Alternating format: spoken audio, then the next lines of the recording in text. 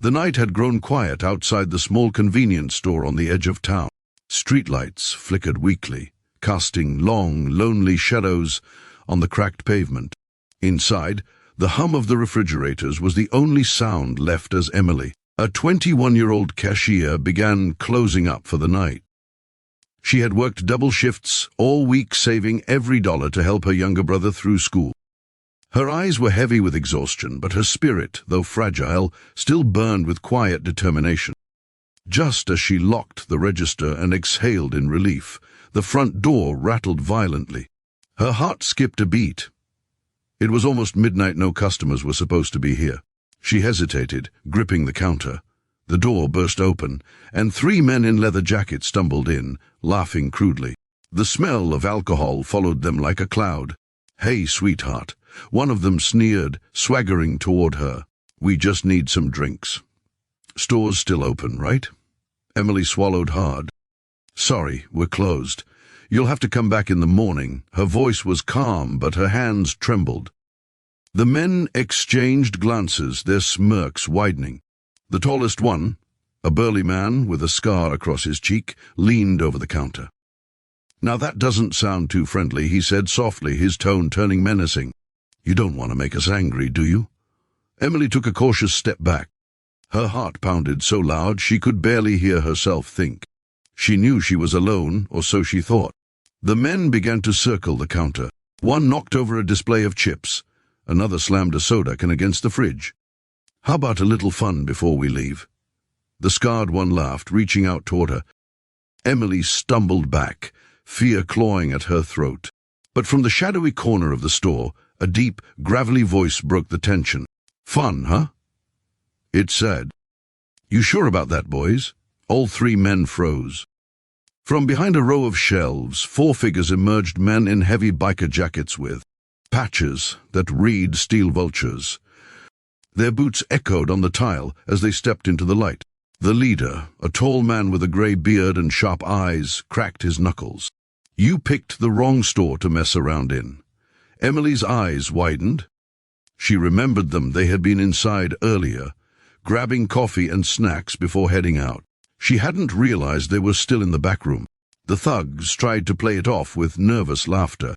"Hey, we were just talking, man. No harm done." "Talking?" the biker leader said, taking a step closer. "Looked more like threatening to me." The tension in the air thickened. One of the bikers, a stocky man named Ray, picked up a fallen soda can and set it gently back on the shelf. "You boys ever hear the phrase, respect women? Might want to start." The scarred man spat on the floor. "You think you scare us?" the grey-bearded leader smirked. "Oh, I don't think." "I know." Before the thugs could respond, Ray moved faster than anyone expected. He grabbed the scarred man by the collar and pinned him against the counter. "You're gonna clean up that mess," he growled. "And then you're gonna walk out that door and never come back." The others didn't wait to argue. Within moments, the 3 men were stumbling toward the exit, muttering curses under their breath but not daring to look back. When the door finally slammed shut behind them, the room fell silent again, except for Emily's shaky breathing. She stood frozen, still trying to process what had just happened. The biker leader turned toward her, his expression softening. "You okay, miss?" Emily nodded weakly. "Why, yes, thank you. I didn't know anyone was still here." He smiled faintly. "We were fixing a tire out back. Lucky timing, I guess." Her voice trembled. "If you hadn't been here," he shook his head. "Don't think about that. Just lock up tight next time. And maybe get someone to walk you home." Emily smiled through her tears.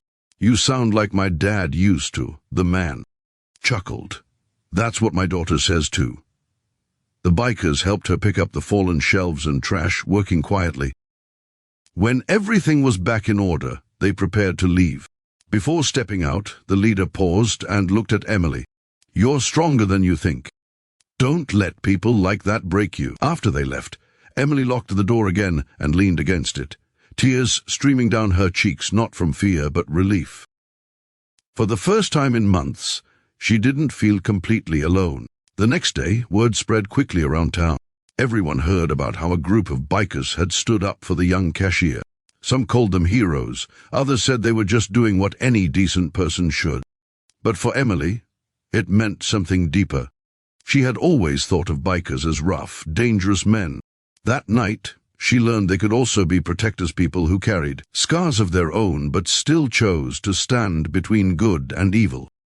A week later, as she was closing the store again, Emily heard the familiar rumble of motorcycles outside. The Steel Vultures stopped by for coffee. She smiled as she filled their cups. "On the house," she said. "For my guardian angels." The grey-bearded leader chuckled softly. "Nah, kid. You keep your money. Just keep that smile. It's good to see you safe." As they rode off into the night, the engines fading into the distance, Emily looked up at the stars. She realized something powerful, that courage doesn't always come from muscles or loud voices. Sometimes it comes from standing your ground even when you're terrified, and from knowing that somewhere out there good people still exist. Moral: in a world where fear often silences kindness, true strength lies in compassion and in never standing by when someone is in danger. Would you like me to make paragraph-wise prompts for this story too, for video generation or narration?